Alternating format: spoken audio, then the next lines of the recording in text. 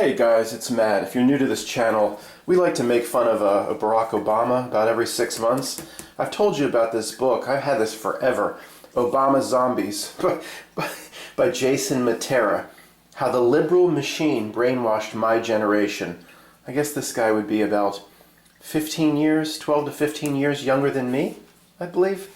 And I've underlined passages in here. Oh, hi, Zara.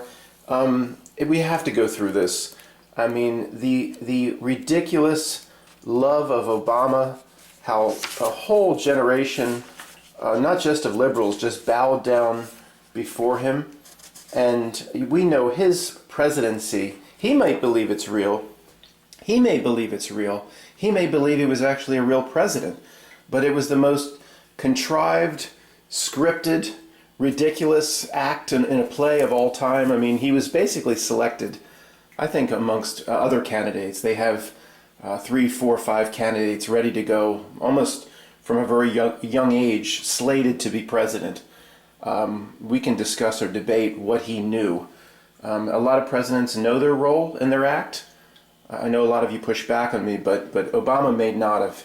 He may have actually believed he was a real president of the United States. So every 6 months we do this, but we're going to do this specifically, using this book and all there's a lot of things cited here, how the people would just a whole generation of people just bowed down before this man like he was some sort of god. It really was one of the first signs of insanity in the American public that I noticed.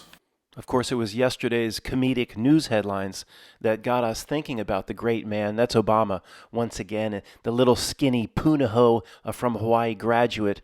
I wasn't thinking about Obama for quite a while, but because of what we did yesterday, and we saw the headline, there was some DOJ strike force, did it say, in the news headline, investigating, it said Obama, but it turns out to be people associated with Obama. Let's just read the brief headline as an extension of yesterday's video, then we can move on to directly making fun of the skinny little Punahou graduate.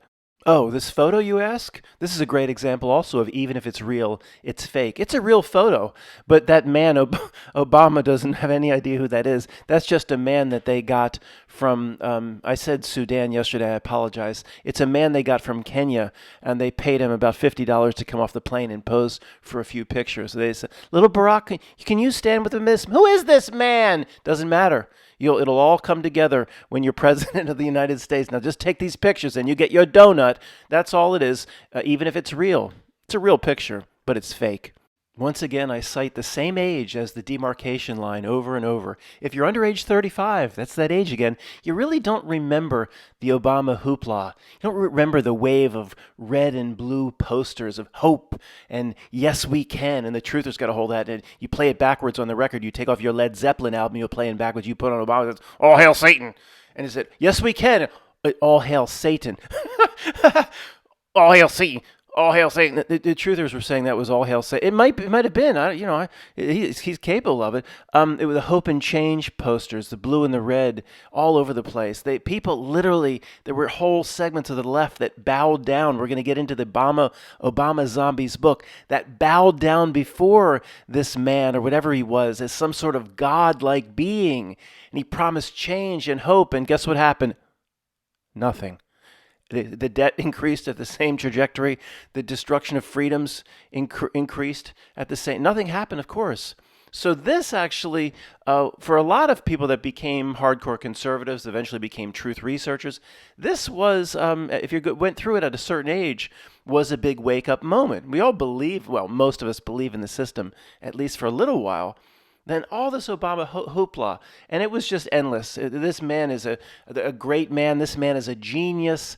Their country is going to be transformed. Racial division is just completely going to go away. Of course, everything got 5 times worse. Racial division, actually, the start of the racism we know today in the U.S. and the people kind of like not trusting the other side, that started with Obama. White voters were now thinking this is the end of racism. We're going to vote in a black president. That's it. Everything we'll just sit around the campfire together forever. We thought it was the end. That's the end of that. How did they make it worse? I don't know. This Notnilk is an evil genius, is how they made it worse. And look there's 2 hands, 2 gloved hands like Jack the Ripper, holding up this sign, and people, they held the signs up and they bowed down and got on their knees before the man, like called a prayer. I mean, how lost are people that got on the Obama bandwagon and had the posters? I mean, you want to talk about the definition of being mentally gone and lost. Here's the headline I was talking about and I referenced yesterday. It's really a letdown. I thought Obama was really in trouble, like they might march him off to jail and as his humiliation, like they did all the Trump advisors in the first term. It just says the Justice Department said late Wednesday it had formed a strike force to investigate potential next legal steps after Director of National Intelligence. There's Tulsi Gabbard popping up again. I had never heard of her up until a few months ago. It's Tulsi Gabbard, I can't say. New documents about the 2016 election. The documents do little to suggest wrongdoing by the intelligence community in seeking to investigate Russia's efforts to influence the 2016 contest. They're bringing that back again? Russians hacked the election. Russians hacked the election. Russians hacked the election. What does that mean, sir? No, we have no idea. Just keep repeating it over and over with me. It'll just... They're bringing... No, they're not bringing that back again. Real quick, what's the next part of this?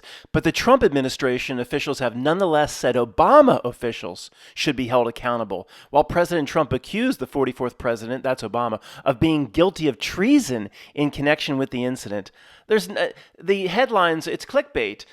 Task force formed targeting President Obama. It's all clickbait. There's nothing here.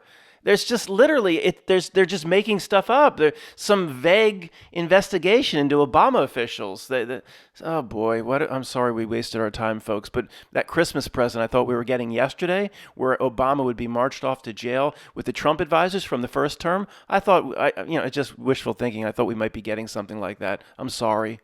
Okay, back to the made-up story and fairy tale, which is the Barack Obama, both autobiography and biography. Matt, I thought you were going to do Obama Zombies by Jason Matera. We're going to get to that. I can't resist this, though. You know, I do a separate channel called Stove Advice about making stove. I could do a whole separate channel doing nothing other than analyzing the ridiculous fairy tale Obama story. The Oxford Union Hall, I know the people are listening to me there, analyzing or deciding whether I should be invited to speak, as Terrence Howard was. Let me come to the Oxford Union Hall and speak about the fairy tale story. I can debate people that believe it's real. It would be great. Let me come to the Oxford Union Hall. You don't let people like us in. It's not fair. It's racist.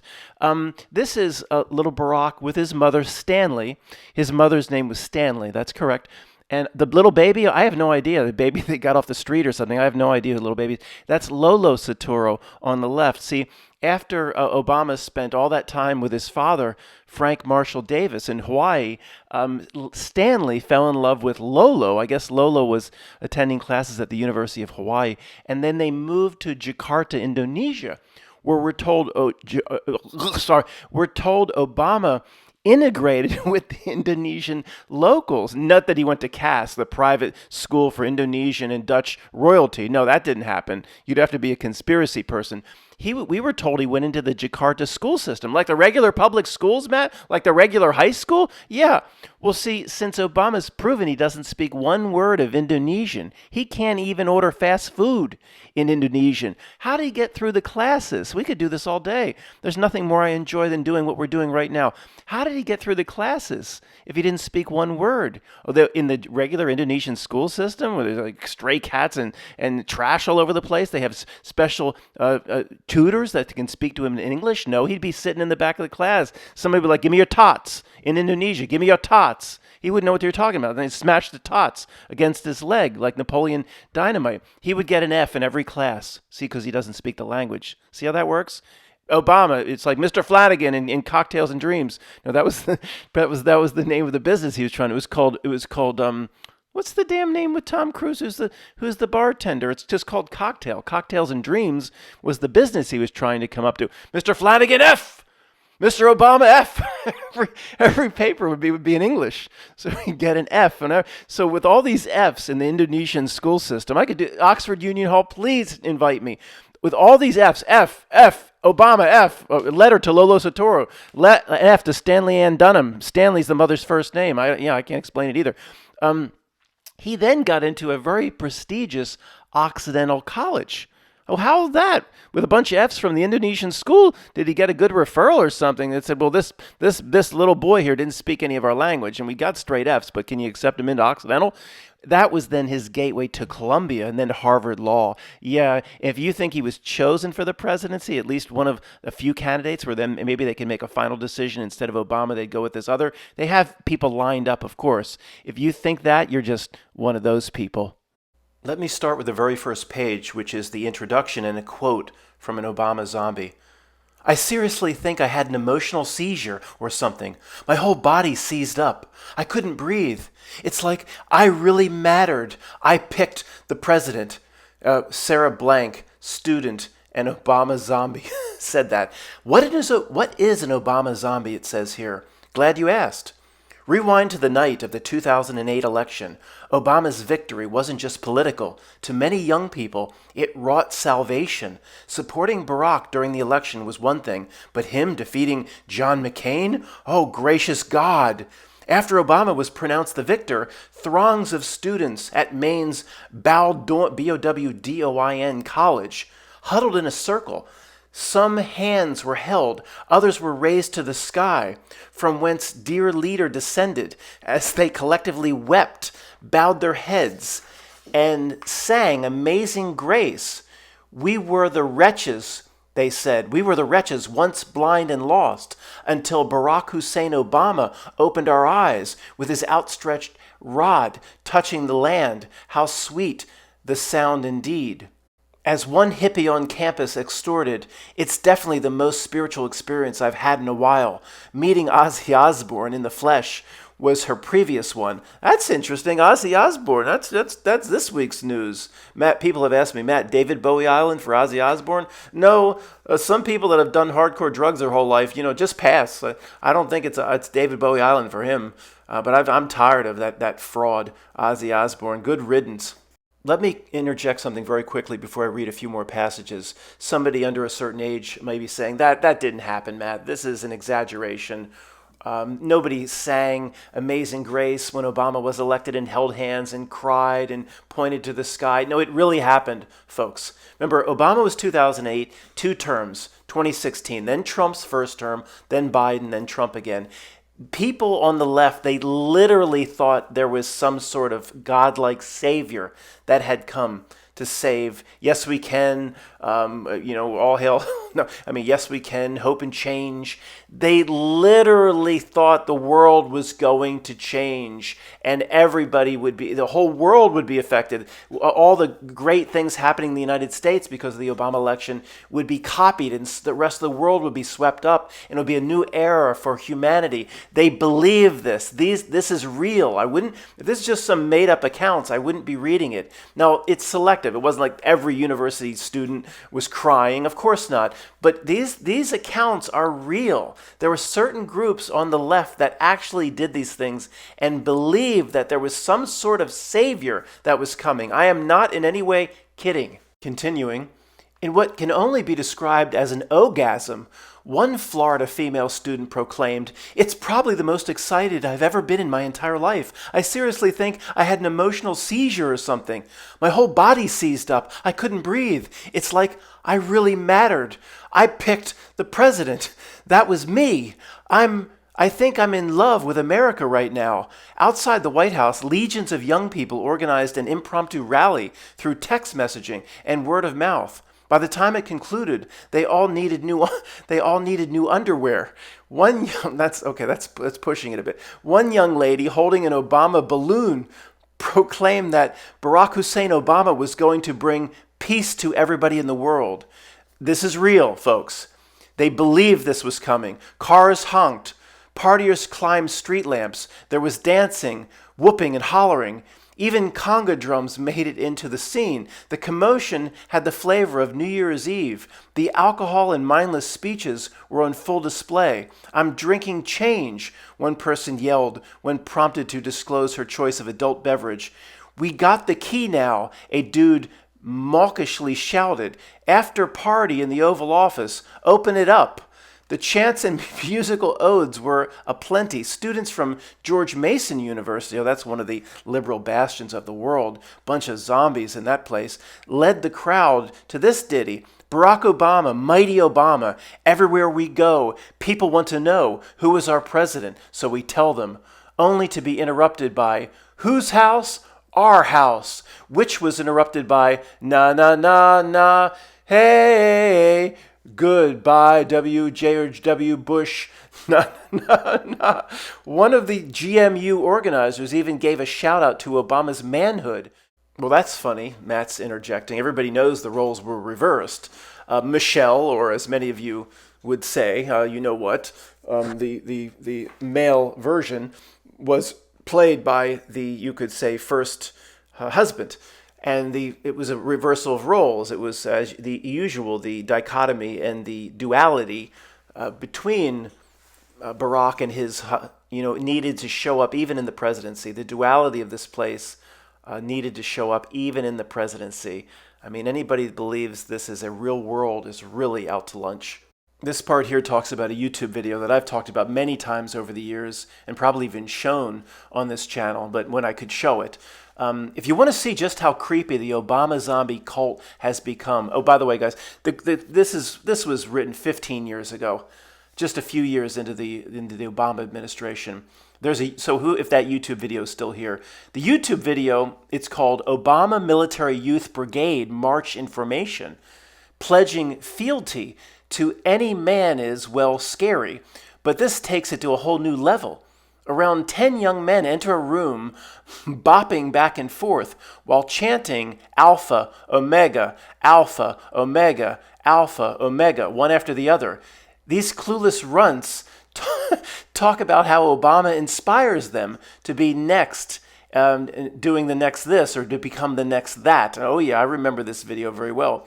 It says, because of Obama, I inspire to be the next doctor. And then it's like a military, they bang their, something on the ground or something. Because of Obama, I inspire to be the next lawyer.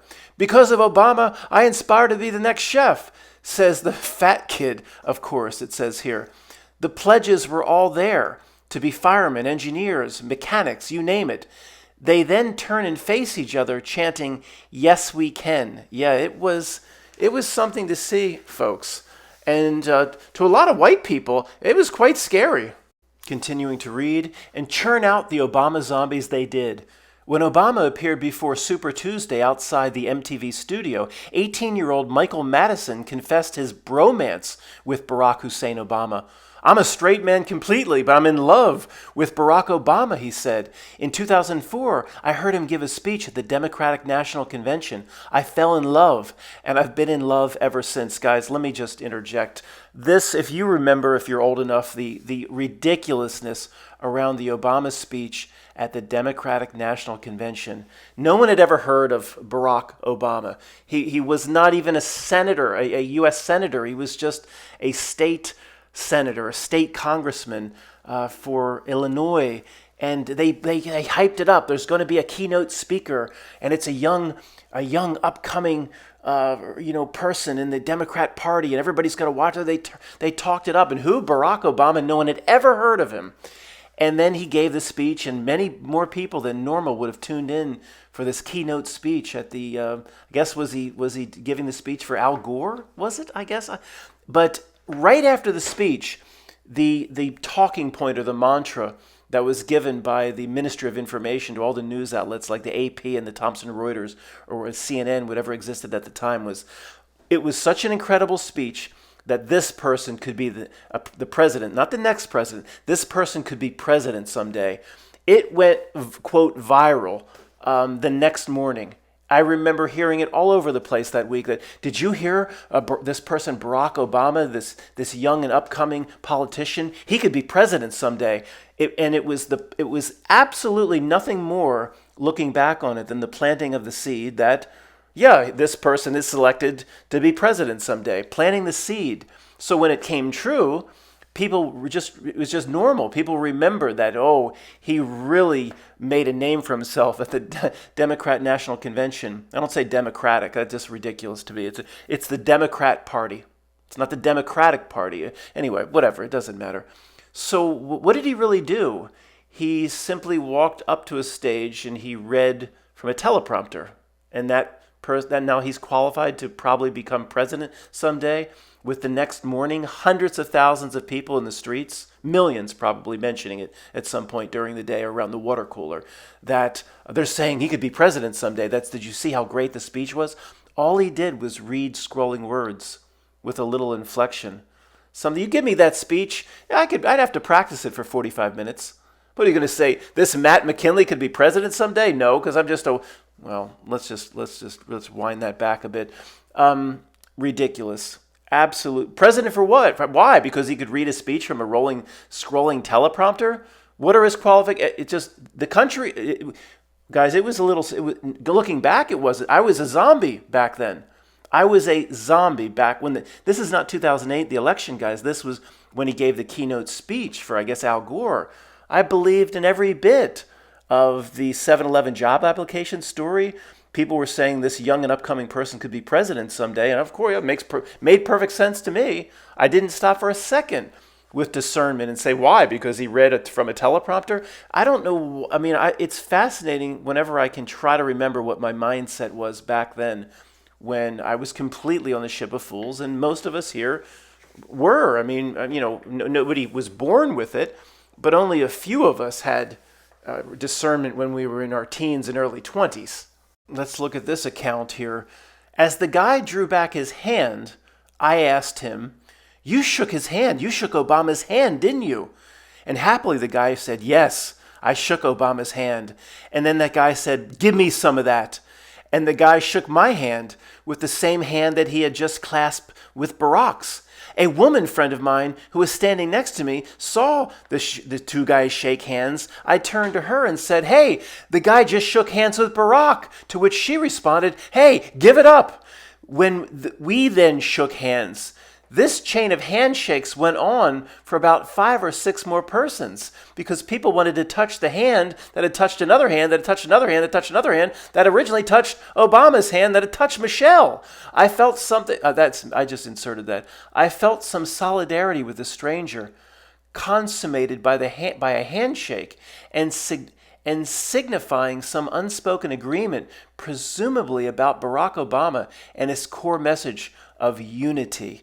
Guys, one difference between us in our growth period, maybe many of us were in our 20s or 30s or 40s, growing out of being on the ship of fools. One of the main differences between us and those that remain on the ship of fools is just initially our group demonstrated a tiny little bit of common sense and discernment. And this is a good example here. I remember a little bit of my mindset back then. I wasn't bowing down to Obama or thinking that there would be a whole new world emerging. I remember thinking, and again, I wasn't a truth researcher or anything. I was mostly, or 95% on the ship of fools. But I remember thinking, okay, let's see what happens. Most people don't learn their lesson. They just get right back on board and repeat the same things over again. So if he's going to change the world, let's see it happen. I remember thinking. And then very early on, he got this Nobel Peace Prize, and I remember thinking, well, for what? He hasn't done anything. We're still in Iraq and Afghanistan or whatever the military engagements were around the world. He didn't immediately withdraw troops. I mean, Peace Prize. So okay, how is the world changing? Nothing's happening. I didn't expect it to. But very early on, I was noticing like this was all a bunch of hype. There's nothing going on that's any different than any past president. So we learn these lessons. I'll give myself a break back when Obama's becoming a household name back in 2006, 2007, and just asking some critical questions. That's what nobody does. So at the end of 2016, everybody saw that, Obama did nothing. So now the pendulum swings out to the other side. Now Trump is going to be the answer, and to fix this and to fix that. And then Trump comes out after 4 years and nothing's changed. And people go right back into the same cycles. It's incredible. We at least show some basic common sense discernment and say, whether we were 25 or 40 when it happened, we've witnessed enough presidents now and enough promises. Nothing ever happens, and I mean nothing happens. It's the same trajectory of loss of rights, more debt, loss of rights, more debt, more control, more centralized control at the federal level. We at some point say, there's something going on here. Something's not very real about this. I'm not going to play this game any longer. No matter how much you want to become a truth researcher after that and really investigate how things really work, you say, I've had enough of this game. This is something not right about this. But it's incredible. The ship of fools, and that's 90% of the masses, they get right back on board, thinking that the next election, I mean, I'm just saying stuff you already know, but who could come through the Obama years, 2008 through 16, and then, okay, well, Trump's now going to fix it. The exact opposite, who's going to fix everything Obama was a fraud, he made promises, nothing, and then Trump did nothing, but the Trump supporters believe he did something. It's truly insane. I mean, I'm talking about applying just a minimal level of common sense, and the ship of fools just can't do it today. It's incredible. This supports, of course, the download, the frequency, and the radio station. I want to be clear one last time. Somebody thinks like there's Matt, where's the broadcast coming from? Like there's a secret cave. It's not how that works here, of course. There's no technology managed by secret societies. It's not milk. It can't be pointed at.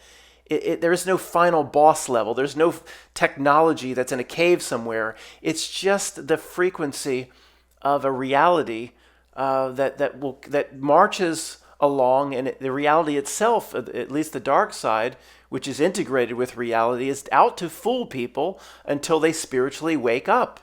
And we've dived off the back. We're rowing away from it, but it's not a specific bad guy or a specific technology. And when I say frequency or download, it's just what the reality as a collective becomes. And before I read the next passage, guys, I'm not recommending this book. I mean, you see what's going on here. It's all like this. I mean, it's just fun to revisit one last time. But this is pretty well said. It says here, for Obama zombies, it's all about style over substance. It's all about feelings, not facts. That's well said. Style over substance, being part of something, how you feel about being part of it. It's about feelings and style, not facts. Young people become liberals through osmosis today, whether it's on campus, they get caught up in it through the media, with MTV programming. In this book, we'll analyze and demolish the liberal conveyor belt that spits out Obama zombies, a machine that has robbed brains by the bushel. And what you will see will make your jaw drop. But make no mistake, we're on the collision course, said here in 2012. We're on a collision course between government control and individual freedom, between the empowerment of people and the empowerment of massive and sprawling bureaucracies. And now we know it's 2025, and I was going to say, well, one side won, but it's just what we saw was just a continuation that started a long, long time ago. The Eisenhower speech about the military-industrial complex. He was meant to say it. He was told to say it. He was forced to say it. He wasn't trying to do anybody any favors by warning against the military-industrial complex. It was a truth drop that had to be said. Basically, if we knew about what we know about reality now, back then, we'd say, okay, then this Eisenhower speech tells us that not only more of this sort of thing is coming, it's coming in exponential fashion. After Obama's victory in Iowa, Newsweek magazine carried an iconic photo of Obama smiling with this quote from him, "Our time for change has come." In it, the editors called Obama a, quote, icon of hope who won't kneecap his foes. His campaign, Newsweek ogled, is not about red America or blue America, but it's about Obama's America. Obama's America. He's going to bring together the two sides. Everybody's going to sing together. People believe this. They really did. I just sat back and went, okay, let's see what happens. I mean, I was skeptical, of course. I wasn't the truth researcher I am now. Other fawning over him cover stories on Obama included one with him stepping into what is presumably Air Force One with the caption underneath, "How to Fix the World." Another with him praying, and the caption said, "What he believes." But probably the most outrageous and most prescient of how badly the media would be biased toward him during the presidential campaign was the December 20th, 2004 Newsweek cover story with Obama seeing purple, a rising star who wants to get beyond blue versus red. Yeah, another truth drop, right? The entire premise was built off one speech, the speech Obama gave during the 2004 Democrat National Campaign, convention. Bear in mind that this speech was one giant heap of nothingness, offering little detail. Yeah, just like I said. There are sections in here that talk about all the named reporters or famous political reporters or names people would know at the time, just literally starstruck, like the Beatles getting off the plane, writing things that just were, all notion of objectivity and being a reporter just went out the window. And here's an example. It says, according to Klein, whoever Klein is here, there aren't very many people, ebony, ivory, or other, who have Obama's distinctive portfolio of talents. He transcends the racial divide so effortlessly that it seems reasonable to expect that he can bridge all the other divisions and answer all the impossible questions plaguing American public life. This is not a joke, people. Okay, the men in black drove up and said, "Hey, Mr. Klein, you read this." No, they wrote this. The download, the mind control over the press, it was so, I don't even know how to describe it. It was so foreign. Like, what is going on with everybody fawning all over this person that has done nothing? Remembering back, guys, and many of you are my age or older, it was very strange. Other than the hardcore conservative outlets, that of course hated him, and the Rush Limbaughs of the world, and all the right-wing talk radio. Other than that, the general news media was, and the agents of it and the reporters were literally like bowing down before this man. And it was very strange, because you say, what literally, if you put it on a ledger or a balance sheet or a resume, what are his accomplishments? And it's literally was zero. I mean, zero. You can't just say, well, went to Columbia, Harvard Law, Occidental College, a private school in Punahou, Hawaii. Well, a lot of people millions can check those sorts of boxes. If anything were real in terms of what people would need to see from a candidate to become president, if anything were real, well, what are his accomplishments? Nothing. It was nothing. And the amount of hype, it was totally bizarre, folks. And it was one of my first inclinations that there's some sort of download going on here. I didn't put it in the terms, of course.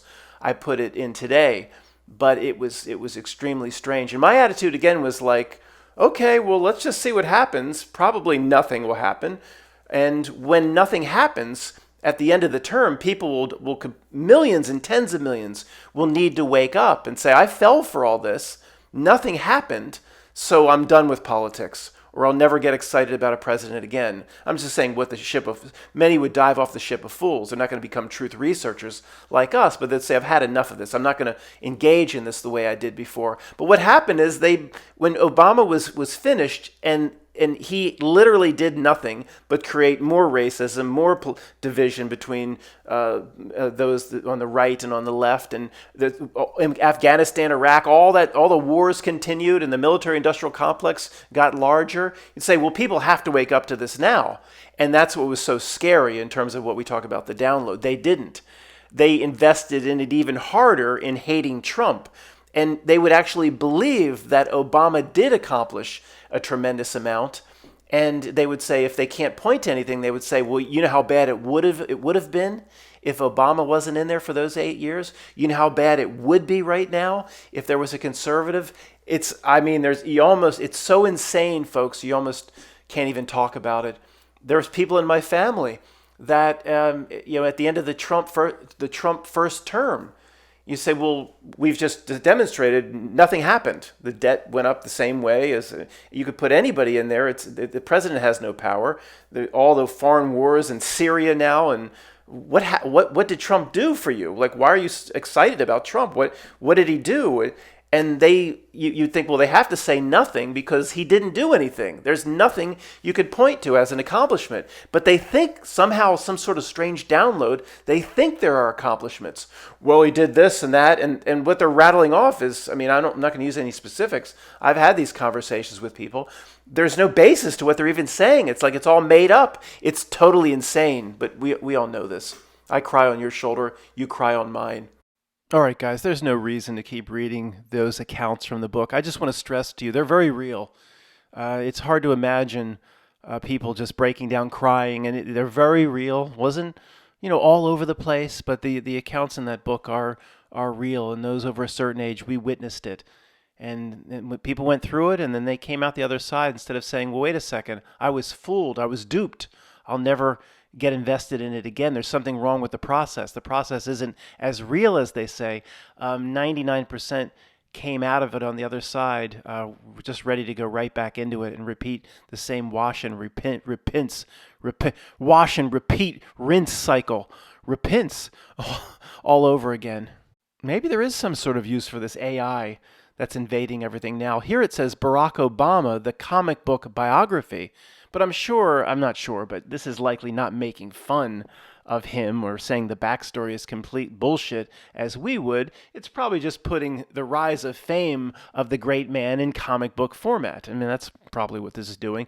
But somebody could do something like this and show how ridiculous and absurd the backstory is, how nonsensical. I can't get involved in it, but if anybody wanted to use the AI to create a Barack Obama rise to power comic book and how absurd, I'd be willing to kind of help out. I mean, I could share what I know about the ridiculous and fake backstory of Barack Obama, right from his original father probably being Frank Marshall Davis instead of Barack Obama Sr., some stranger they pulled off the street of Kenya, to Stanley Ann Dunham's decision to take little Barack off with Lolo to Indonesia and put him into the Indonesian school system, when to me, and to many people, he was in, I think it was called CAS. He likely was in CAS, the private school for the ex-Indonesian or Dutch nobility. So that sort of thing.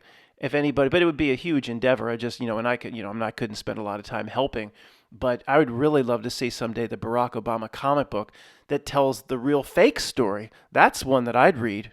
In this last segment, guys, let me put out the question that I mentioned earlier, and we'll have a little bit of a debate. You know my thoughts on this already, but many of you, I believe, will disagree, and I'll look to your comments. The question is, of course, did Barack Obama, when he was in the Oval Office, believe he was a real president? Could you imagine if somebody was stumbling upon this video? Not what he knows now. He may know now he's a complete puppet of other interests. And, oh my God, I can't believe the things that I did and the humiliations I had to go through. Whatever he knows now is irrelevant. When he was in the Oval Office, 2008 to 2016, did he believe he was a real president, meaning all the votes are completely legitimate and he was beloved, and that's how he became president. Every vote was counted fairly and there was no pre-planning, and it wasn't a script of any kind. He believed he won the president fairly via the fair counting of votes, and when he was in, he had the full powers of the executive and the commander-in-chief, and it was his decision to stay in Iraq a little longer or Afghanistan, and he believed it was all him. And I would say, my thoughts on this, guys. I believe he believes he was a real president. If you could imagine anybody stumbling upon this, I think he might see he was influenced, but he believed when he was in there that the decisions were his, that the votes were counted. He was not set up to be president or groomed or anything like that. It was just his greatness, his genius. When he was in there, I think he believed in every bit of it. That's what kind of mega puppet he was. I believe there are other presidents, of course, that knew exactly what was going on. Like, you can't go as the head of the CIA, George H.W. Bush, and not know how false everything is, and whatever the JF Kentucky Fried Chicken thing was, and what was pulled off there in what you would call a Dealey Plaza. He had to know, of course. I mean, many were more in the know, but in terms of being a complete puppet that was convinced of his own greatness and his brilliance is what got him to where he was, I believe Barack Obama believed in every bit of his own story. Well, maybe towards the end he started with him. He might have said there might be some other forces here I'm not quite aware of. Maybe I've been a little bit influenced to do certain things. Maybe he got a sense. But who knows if the suits, the men in black, had to come talk to him and say, no, you stay in line here. You just have another year and a half of your presidency, and then we have 180 acres waiting for you, all paid for in Hawaii. Doesn't that sound nice? You and Michael can go off to who knows, right? But when at least for the first 6 years, he would just look in the mirror. Remember Lebowski, the dude, he looked in the mirror. Are you a Lebowski achiever, Time Man of the Year? And he put his own face in the Time Magazine Man of the Year mirror. And Lebowski was looking at Lebowski. And I'm not Mr. Lebowski. You're Mr. Lebowski. I'm the dude. Man, I think Obama basically looked at himself in the mirror and believed in his own greatness. Now, many of you came back and said, no way. These presidents know what's going on. And no, I totally disagree. He had to, for all the people to cry and to bow down and to anoint him as the next godlike figure, the figure itself, an act only goes so far. I mean, many are at the higher levels already that are better than Robbie Bibby. They're better than those ridiculous actors that appear in those absurd news stories, of course. But an act only goes so far. For hundreds of thousands to have cried and to thrown themselves down on their knees when he was elected, I think an act only goes so far. He believed in his own greatness. And for those that take the other side against me, hey, Oxford Union, if I know you listen to me, people in Cambridge and Oxford, let us come to Oxford Union to debate this. I'll take the side of Obama believed in his own executive powers, and they were legitimate in his mind. Of course, they weren't. He was just a complete puppet of larger interests. Everybody knows that. You'd have to be an idiot not to know that by now, but he believed it at the time. So we can come to the Oxford Union. I can take that side. And whoever, I don't know, put a whole army of people on the other podium. I'll stay as long as I can in front of my podium on my Texas catheter. So Oxford Union, please reach out to me. I know some of you guys were like, no, he knew everything. Why? Why does he have to know anything? I mean, honestly, what does he have to know? What movie's that from? It's from Clear and Present Danger. He's the deputy director of intelligence, James. He's got to be involved. Why? Why does he have to know anything? And the Ritter's like, that's right. He'll know nothing. He has to know nothing. Why does he's been told just whatever his handlers were over the years. Who knows when they picked him as a potential candidate? If he was going to, in Indonesia school district, if he was going to CAS, I think I have that right. And it's hard to find information on it, guys. I went back a few years ago, this private school, CAS, something like that, for, I think, the Dutch originally, as the colonial powers do. They controlled Indonesia as the colonial tyrant devils. And it was called CAS, Dutch Nobility, Indonesian Nobility, etc. I think that's when he was in Indonesia, and he had to put that time in. That's the school, an American school or a school for the elitists would always have classes in English, and he wouldn't. But the story that came out of it, and the story that was pushed even by Obama himself, if I remember correctly, was he just went through the regular old Indonesian school district. And I've looked, guys, in the past, I've done a little research on this. Other than a few greetings in Indonesian, he doesn't speak it. That's just, so again, like I said earlier, it's not possible to go through the school system and get nothing but Fs if you don't speak the language. If he's supposedly just this if adopted, stepson of Lolo Soetoro, the school district wouldn't have given him any special privileges. Nobody came into the school district and said, oh, this person here, we're slating him to be one of 3 candidates for president of the United States. You be kind to him. No, he would have been treated like dirt.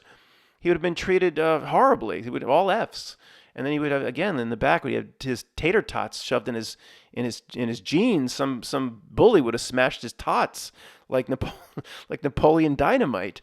So why is it so hard to make him believe he's such a brilliant genius, slated for great things? And as a young person, you come back and, Brock, your test scores were off the charts. And there's international academic agencies that are interested in you, Barack, because he might have got the sense he failed his tests. I mean, he's somewhat intelligent, okay? He's not going to fail his basic intelligence tests. He really, though, didn't express or show anybody any real intelligence off the teleprompter.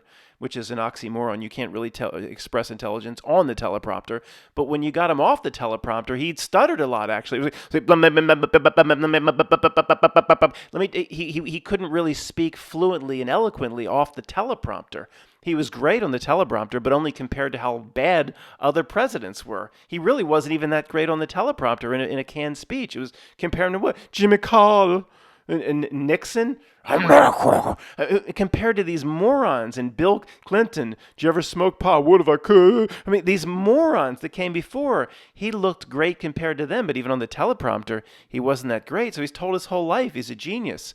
And then, of course, his mother to a degree, and Lola would have to be handlers to a degree. Who knows when they slated him as a potential candidate to be president. It could have happened when he was in Indonesia, and his mother wouldn't have revealed that to him. Who knows? And Barack, your test scores are so good. Your standardized tests, these academic agencies, they say these tests, and we proctor them for you. You took them in your bedroom, and your scores were off the charts. Now there's a private school in Hawaii called Punahou, one of the most exclusive, hard to get into schools of all time. I forgot to tell you about that. Then he gets into Punahou. Well, what would his resume have looked at to get into Punahou? Rich person, elite? No, just some poor Stanley, wife of Stanley. We want to help you do things right. That's an old tool company. The wife of Lolo Soetoro, no money.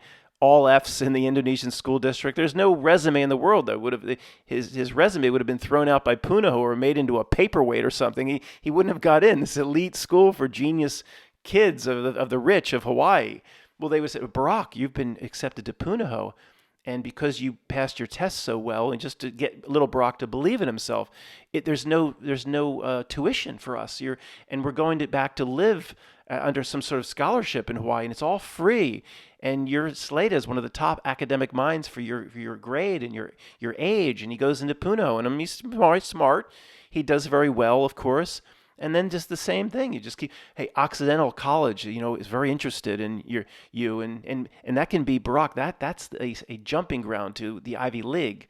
You just put in 1 or 2 years and get some decent grades. And if he's slated for some reason, whatever his blood type, however they do it, if he's slated to be president and he has a group of handlers behind the scenes, then, again, he's somewhat intelligent, but the instructors or the professors at Occidental College in Los Angeles can be told to be a little bit nicer to him, and if he's late one day with homework, to let it go, and to be, this is a special student here, and make sure he doesn't get anything less than a B or whatever.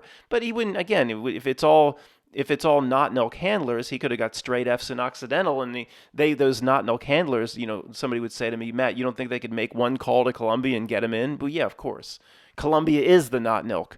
Be like calling your little brother saying, who runs a car wash, can you get my car in to get it washed before 2:00? Of course they could get him in. So it doesn't matter anyway. Point is, at this point, he believes in his genius. Why does he have to know anything?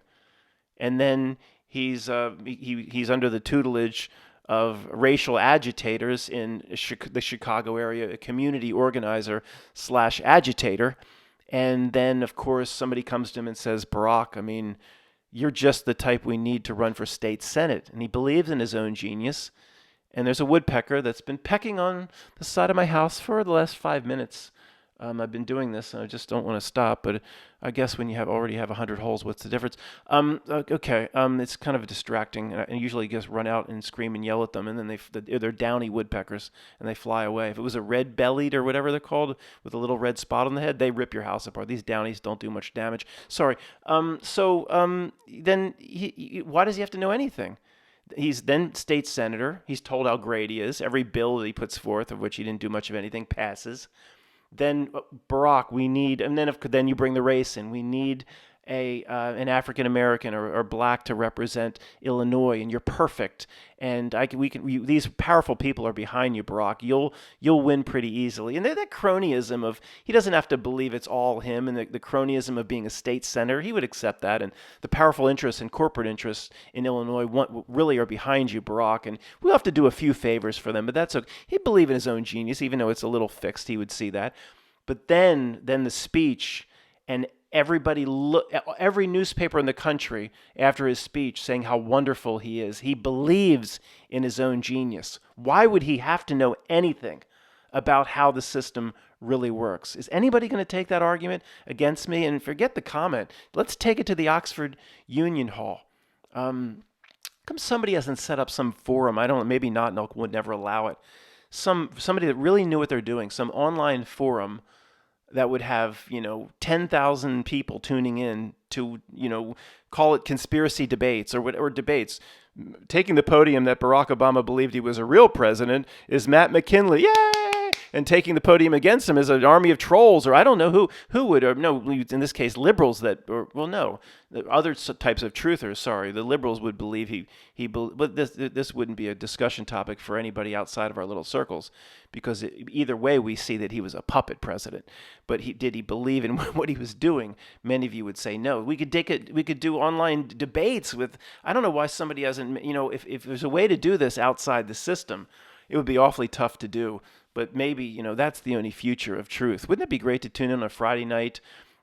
Taking the side of splat turf and the earth is this and that is Eric Dubay. And taking the podium against him is Neil of the Grass Fed. And we could do debates. It's abloid spheroid or whatever versus splat or flat. I mean, wouldn't that be great? Oh, my goodness. That would be great. Then I love to argue. I'd love to argue. Oh my goodness. I'd love to do that. If anybody wants if we could get thousands of people tuning in, and I'd love to take the you have 1 hour to present and then you go back and forth like in a real nasty debate. Oh boy. Not nasty, but just like a gotcha kind of, not a Billy Madison debate where one side just talk, where you can go back and forth, and kind of like a presidential debate or candidate debate, but real, not scripted and fake like they are. So anyway, sorry guys. So I don't think there's any, why would he need to know anything? Why would Barack need to know? Maybe he got a sense, after 4 or 5 years in there that, I keep being told what to do, and then certain corporate interests need to be pleased and convinced what to do, and getting the feeling it's not my decision. Maybe. But anyway, I just don't understand the people that would think that a relatively young guy that's been groomed his whole life would need to know the whole system's fake, and Matt, he's a high-level Freemason, he knows everything. And no, why? Okay, I guess I'm being a little repetitive. All right, guys.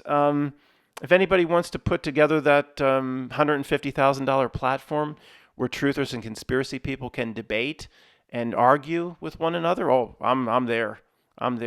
What do I need to do that? What did Bagger Vance? Is $5 guaranteed?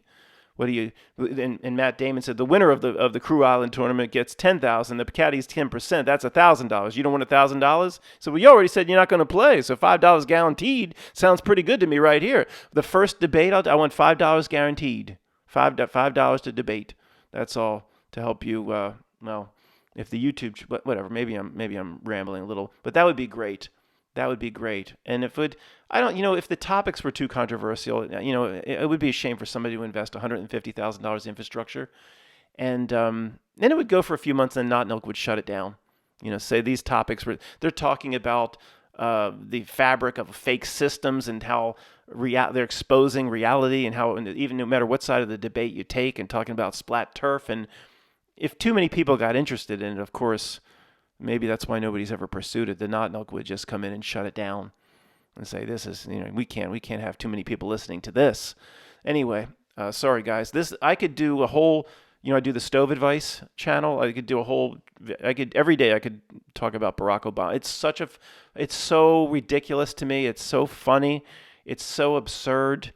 And maybe, I guess the real question is, to this day, does he believe in his own greatness? That's another conversation we'll have saved for another time. Thanks for listening.